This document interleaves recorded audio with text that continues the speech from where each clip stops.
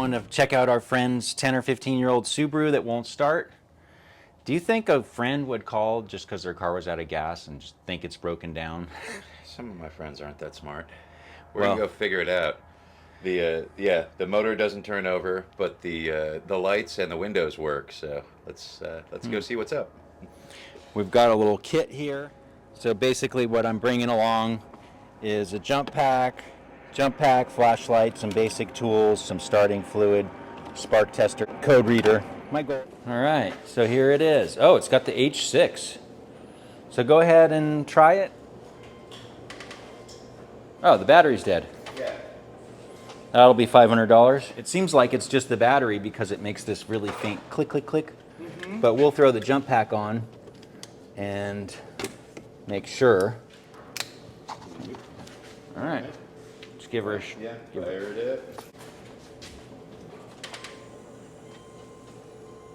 Click, click, click. Okay. Uh-oh. So it's the starter. Oh, it's right here. Oh, that's helpful. Yeah. We could check that there's power to the starter solenoid. All right, want to try it, Jordan? That light should go back to park. Yeah, oh yeah, we're in park. Good. All right, here we go. Okay. Juice there. So now I feel like we got two possibilities. One, the starter's bad. Two, the engine is locked up. But if the engine was locked up, I think the light would have dimmed when it was trying really hard. Force the motor over, yeah. So the starter may just be shot.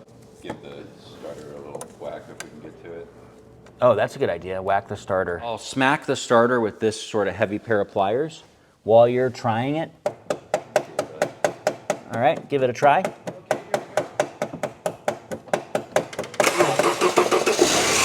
So that sort of proved that we need a starter. All right, so we moved the car out into the light, got a starter, and we're gonna put the starter in and see if that fixes it. Good. Mm-hmm. Well, there's our starter.